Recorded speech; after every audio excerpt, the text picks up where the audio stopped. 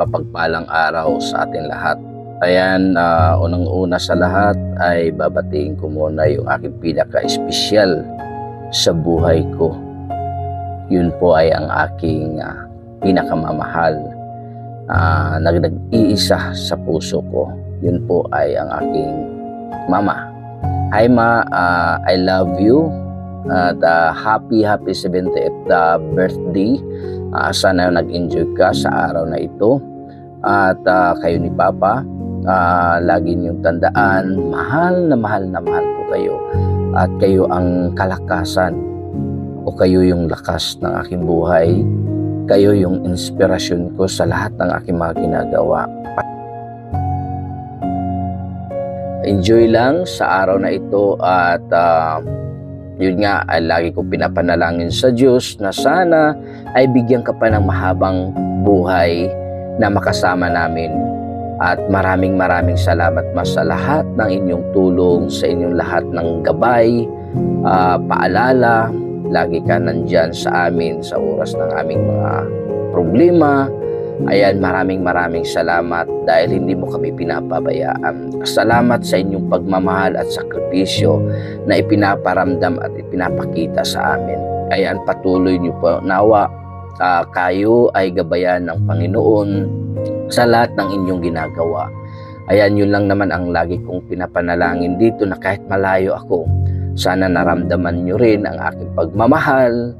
Ayan, pasensya na kung hindi kita naalagaan sa personal. So, babawi ako. Darating din ang araw na ako mismo ang makapag-alaga sa iyo.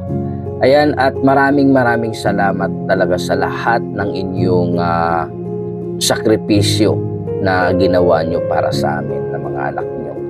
Ayan, at dobling ingat lang kayo ni Papa at huwag masyadong magpagka-stress, huwag masyadong mag-isip.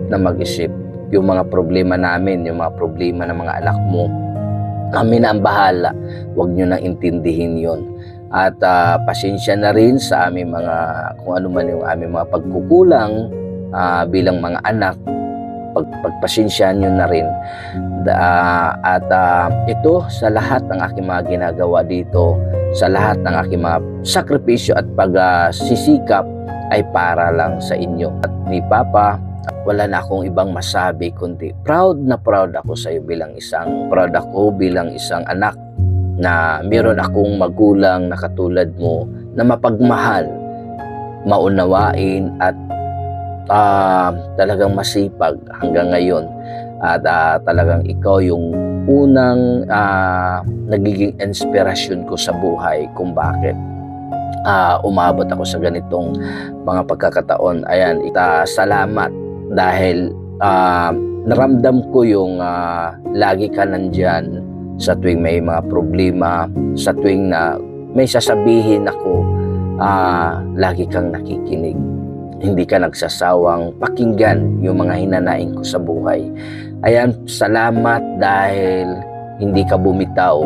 Salamat sa iyong malaking o malawak na pagmamahal para sa mga anak mo at sa mga apo mo. Ayan, mag-enjoy ka lang at sana hindi ako magsasawang mahalin ka ng mahalin. Ayan, maraming salamat sa inyong patuloy na pagmamahal at pagmamalasakit sa inyong mga anak. Ayan, maraming salamat. Proud ako sa iyo sa iyong mga ginagawa. Nakaka-inspire lang yung mga ginagawa at ipinapakita at ipinaparamdam mo sa mga anak mo. Ayan, at nakakatuwa lang dahil kahit nagkakaroon na kami ng sariling pamilya, ay nandiyan ka pa rin. Nakikinig at laging sumusuporta sa lahat ng aming ginagawa. Maraming salamat Mas sa walang sawang pagmamahal. Ayan, maraming salamat Mas sa pag-guide. Maraming salamat sa lahat ng inyong ipinaparamdam sa amin na nandyan lang kayo ni Papa. Ayan, maraming salamat Ma dahil bukas sa inyong puso para pakinggan ang mga hinanaing namin. Maraming salamat sa inyong sakripisyo na ibinigay mo sa pamilya natin. Ayan, maraming salamat Ma dahil hindi ka rin bumitaw sa lahat ng mga pagsubok kung ano mang meron tayo. Ayan, maraming salamat dahil ikaw yung unang babaeng minahal ko at ikaw yung unang babaeng nagpaparamdam kung ano ang tunay na kahulugan ng pagmamahal. Maraming salamat dahil marami akong natutunan sa iyo. Ikaw ang unang inspirasyon ko sa buhay kung bakit naabot ko ang anumang meron ako ngayon. Maraming salamat dahil nakita ko kung gaano ka kasipag, gaano ka katyaga. Ayan, at doon ako humugot ng lakas. Ayan, ikaw yung kalakasan ko. Ikaw rin yung aking kahinaan kung sakali man ay nalungkot ka sa mga nangyayari. Ako yung unang nasasaktan. Kaya talagang pinilit ko na magiging okay ang lahat. Ayan, kinaya ko. Maraming salamat. Walang sapat na papasalamat ang aking sasabihin, kundi patuloy kong ipinapanalangin sa Diyos yung kaligtasan mo at yung pangangatawan mo, yung kalusugan mo. Yun lagi kong ipinapanalangin sa Diyos araw-araw. Nagabayan ka at gabayan si Papa sa inyong mga ginagawa.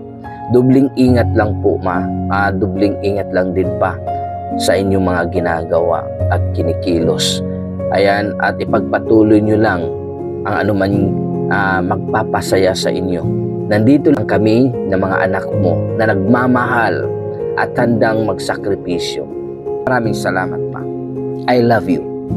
Mahal na mahal kita. Walang makakapantay o walang makakahigit pa sa aking pagmamahal sa iyo.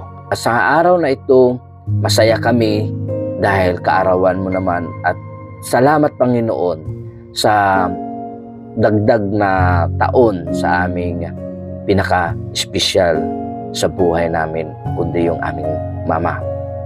Happy birthday, Ma. I love you.